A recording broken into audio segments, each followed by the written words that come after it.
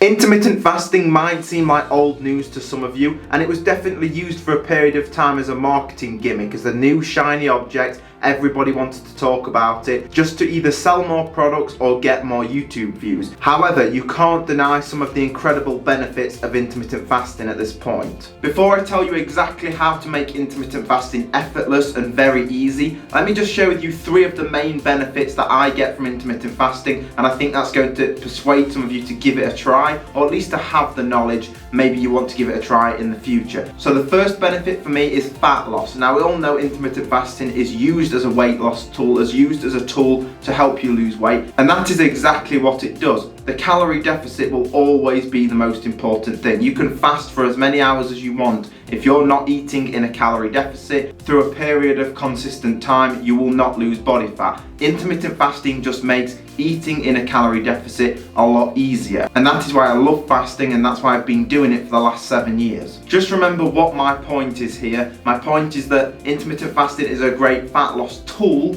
but it's not a magic solution. You still need to eat in a calorie deficit. My second favourite benefit to intermittent fasting is autophagy. Autophagy is the repairing of damaged proteins and damaged cells. When cells and proteins are damaged, autophagy works its magic and cleans those old damaged cells up. This is very important to have, in my opinion, a period of time where we don't eat. Throughout all of human history, as we evolved, there has been many periods where we didn't eat for sometimes days in a row. It's only over the last 50 years or so where food has become so readily available, where we can just eat as many times during the day as we choose. You could eat 12 times a day if you wanted to. You can eat as much as you possibly want. You can get up in the middle of the night and eat something. That is not normal. Our bodies are designed to have periods of time where we don't eat any food. Giving your body that time to basically clean itself, I think, is very important, and I think there's a lot of benefits to it. When I'm intermittent fasting, I also notice less inflammation and less pain. The more frequently I eat throughout the day, the more I experience inflammation, and that's my personal experience. I know a lot of people have experienced the same thing as well. The third benefit I experience from intermittent fasting, before I tell you exactly how to make it easier, is productivity. So you shouldn't just have health goals, fat loss goals.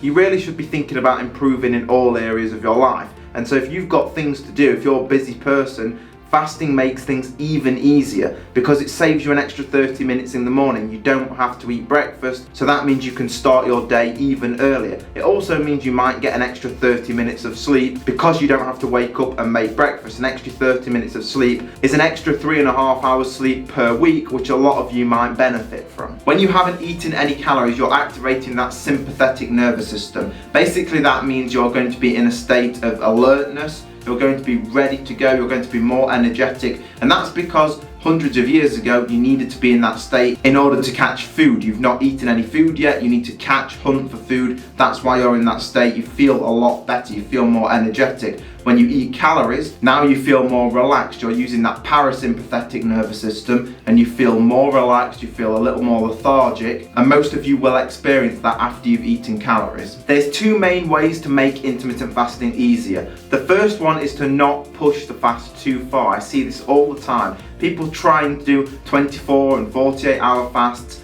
and I've done them all, and there are benefits to that type of fasting. But if you're trying to lose body fat, don't try and push the fast too far. It just makes it more difficult. It doesn't make it effortless, which is what we want, and it means that you're going to feel like binge eating. You're going to feel like eating a lot more calories because you're so hungry. If you wake up at 6 a.m, don't try to push the fast till 3 p.m. That's 9 hours into your day. Some people can do that, I can definitely do that, but a lot of you will struggle with that. What I recommend you do is just push the fast 5 hours into your day. So if you wake up at 6 a.m, eat your first meal at 11 a.m. That's going to make it a lot easier to stick to. Another tip to make this even easier: when you first wake up, drink some water. It's always recommended to drink at least half a litre of water when you wake up. You're going to be dehydrated, and then you're not eating any calories for that 5 hours.